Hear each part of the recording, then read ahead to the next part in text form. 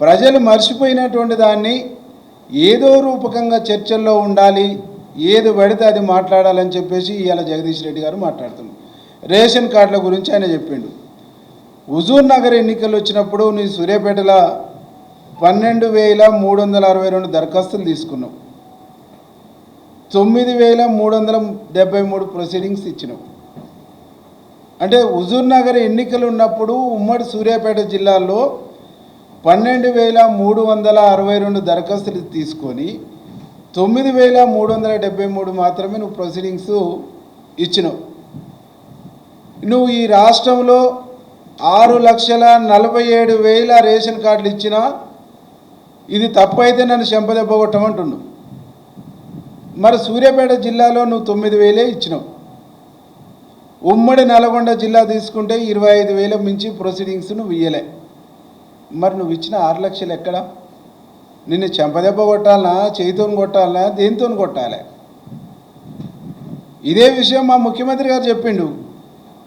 నువ్వు ఇయ్యలేదు, ఉప ఎన్నికలు వచ్చినప్పుడే స్కీములు, తర్వాత మీరు చేసింది మొత్తం స్కామ్లే అని చెప్పేసి మా ముఖ్యమంత్రి గారు చెప్పిండు.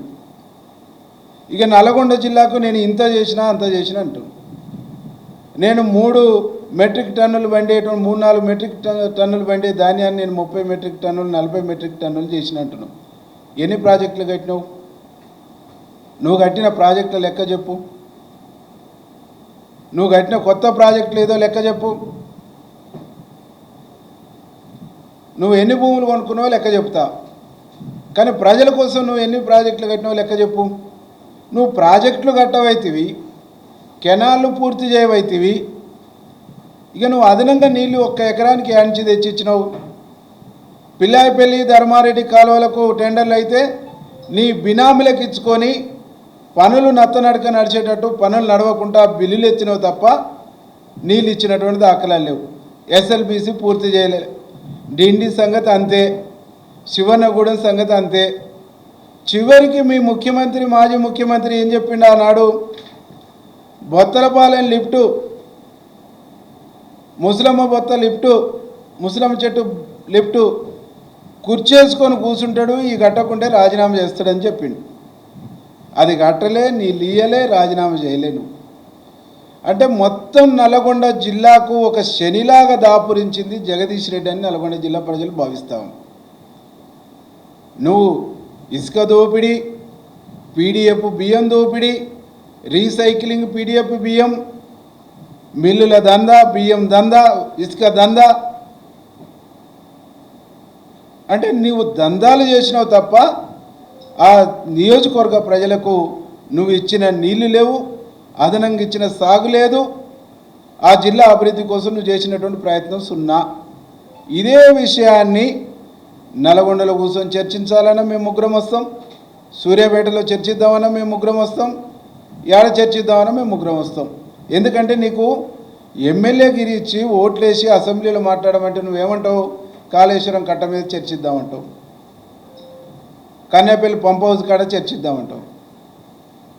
భాష గురించి మాట్లాడుతున్నావు, విలువల గురించి మాట్లాడుతున్నావు. నీ భాష, నీ విలువలు బాగలేవనే కదా నేను అసెంబ్లీ నుంచి బయటకు పంపించింది స్పీకరు. నీ భాష బాగలేదు, నీ ప్రవర్తన బాగలేదు.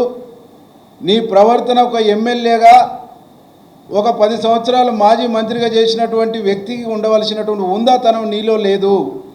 కాబట్టి నేను స్పీకర్ బయటికి గెంటేసిండు, అసెంబ్లీ నిన్ను బయటకు పంపించింది. ఒక పోరాటాల చరిత్ర కలిగిన సూర్యాపేట జిల్లా, సూర్యాపేట గడ్డ, నాటి తెలంగాణ సాయుధ పోరాటంలో ప్రముఖ పాత్ర పోషించినటువంటి సూర్యాపేట గడ్డ ఇజ్జత్ తీసినావు నువ్వు. అసెంబ్లీ నుంచి గెంటి వేయబడి పరువు తీసిన నువ్వు.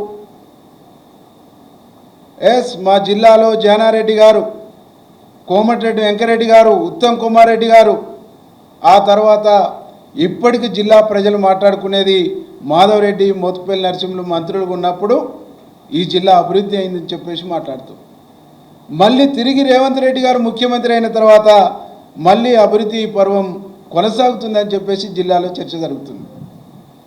ఈ చర్చను, ఈ పాజిటివ్ అంశాల్ని ప్రజలు పాజిటివ్గా స్వీకరిస్తున్నటువంటి దాన్ని జీర్ణించుకోలేక ఈర్ష్యతోని, అక్కాసుతోని నువ్వు మాట్లాడుతున్నావు తప్ప నువ్వు మాట్లాడుతున్న దాంట్లో ఏదీ సత్యం లేదనేటువంటిది చాలా స్పష్టంగా మేము చెప్తున్నాం.